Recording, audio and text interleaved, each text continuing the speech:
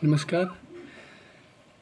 आज मैं मन में आया कि क्या मोदी जी को जो प्रचंड बहुमत मिला है या फिर जो आरएसएस भाजपा मीडिया सेल जो है ये साबित करने का प्रयास बार बार करता रहा है कि जवाहरलाल नेहरू जी अच्छे नहीं थे, पटेल जी अच्छे थे, सुभाष चंद्र बोस। अरे ये थे कौन?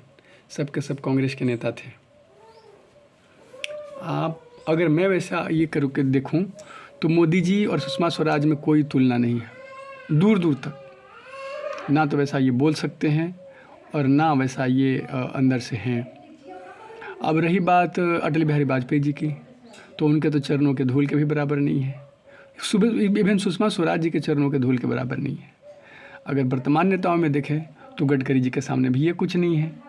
तो फिर और एक चीज़ और बता दूं, योगी जी पर 2-3 दाग लग चुके हैं, जैसे कि एक बुलडोजर वाला और एक मुसलमानों के प्रति नफरत वाला। अगर ये 2 अवगुण योगी जी में से निकाल दिया जाए तो जितना सादगीपूर्ण जीवन योगी जी जीते हैं, मैं समझता हूँ कि भाजपा नहीं, आज पूरे देश में उस तरह का सादगीपूर्ण जीवन जीने वाला कोई नेता नहीं है।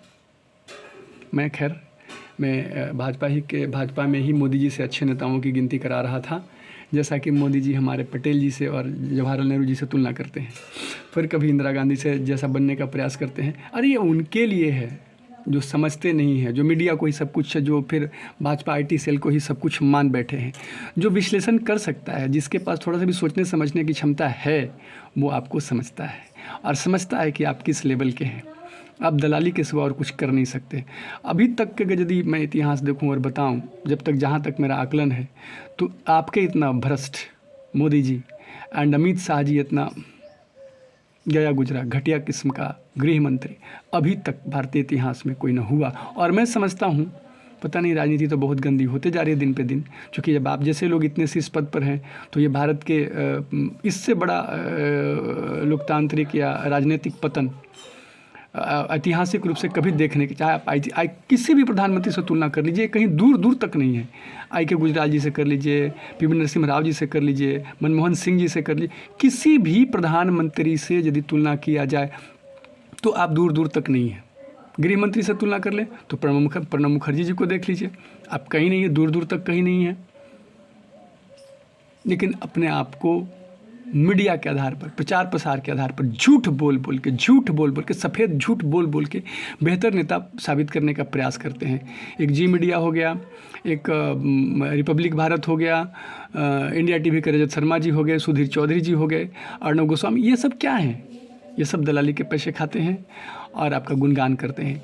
ये दरअसल इनको भाजपा के प्रवक्ता मीडिया या टीवी चैनल कह दिया। ऐसे भी जी मीडिया सुभाष चंद्रा जी की, और सुभाष चंद्रा जी बीजेपी के नेता हैं, तो स्वाभाविक है कि जी मीडिया कोई न्यूज़ चैनल नहीं है, वो एक भाजपा का प्रचार प्रसार आईटी सेल है, इसके सिवा और कुछ नहीं। वही हाल रिपब्लिक भारत का है, वही हाल इंडिया टीवी का है, आज तक को भी ले लीजिए, एबीपी को भी। एक न्यूज़ 24, अनुराधा प्रसाद जी, मैं आपका बहुत सम्मान करता हूँ अनुराधा जी, मैं आपको नमन करता हूँ। बाकी किसी भी मीडिया हाउस वाले को ले लीजिए, सबके सब इतना घटियापना पर, इतना नीचा आए भी क्यों नहीं, क्योंकि बेचारे पेमेंट लेते हैं और उनको यही काम करने के लिए बहाल ही किया गया है। तो ये बात रही उनकी। अब तो मोदी जी जीत कैसे जाते इतने प्रचंड बहुमत से? तो मैं 2 टुक बता दूँ आपको। आपसे पहले कांग्रेस के खिलाफ मंडल और कमंडल दोनों, आप एक ही माँ बाप के औलाद हो और दोनों के दोनों गए गुजरे, बहुत घटिया राजनीति करने वाले। एक ने जातिवाद को पकड़ लिया, एक ने धर्म संप्रदाय को पकड़ लिया। जातिवादियों ने जो विनाश किया, उत्तर प्रदेश में मुलायम सिंह हो गए, मायावती हो गए, और ये बिहार में लालू जी हो गए, और आपको बता दें ये रामविलास पासवान जी ने जो ड्रामेबाजी किया, और फिर नीतीश कुमार जी ने जो किया, ये सबसे जनता ऊब चुकी है या ऊब चुकी हो। और ये जो अब ले लीजिए कुछ मुसलमान नेता, जैसे अब तो वो नहीं है, अंसारी, मुख्तार अंसारी हो गए, आपको एक और अतीक अहमद हो गए, ये सब लोग ने जो तांडव मचाया था अपने अपने इलाकों में, इससे लोग परेशान। आजम खां का जो बयान देख लीजिए आप, पता नहीं क्या क्या उल्टा सीधा बयान ऐसे लोग करते रहते हैं। तो इन सब से ऊब के एक विकल्प की तलाश कर रहे थे लोग, और कांग्रेस से बेहतर शासन व्यवस्था की उम्मीद लगाए हुए थे। और आपने काला धन, 2 करोड़ नौकरी, पता नहीं क्या क्या झूठ झूठ झूठ झूठ झूठ झूठ झूठ झूठ झूठ झूठ पे झूठ बोलते चल गए। और जनता को एक चाहिए था कि कांग्रेस भी अच्छी नहीं है, लगने लगा था ऐसा थी नहीं, कांग्रेस जैसी पार्टी न थी, न है, न होगी, अभी भी मुझे लगता है। तो लोग विकल्प की तलाश में थे कि कांग्रेस के इतर और ये जातिवादी दल से इतर कोई आए और वो आप दिखे। आपने झूठ का एकदम बहुत बड़ा, एकदम खूब बढ़िया पैकिंग करके लोगों के सामने परोस दिया और लोगों ने इसको स्वीकार कर लिया। यही सच्चाई है आरएसएस, भाजपा, मोदी जी और अमित शाह जी की। इसके सिवा आपका कोई बहुत बड़ा हैसियत नहीं है, आप कोई बहुत बड़े विद्वान नहीं है, कोई अर्थशास्त्री नहीं है, कोई बहुत बड़ा राजनेता नहीं है। हाँ, दलाली करने के लिए आपको सर्टिफिकेट मिला है, मोडानी की दलाली कर सकते हैं, ये अंडानी की दलाली कर सकते हैं, मंडानी, अंडानी, भंडानी की दलाली कर सकते हैं और जितने देश के संसाधन हैं इसे आप औने पौने दाम पर बेच सकते हैं और कमीशन खा सकते हैं।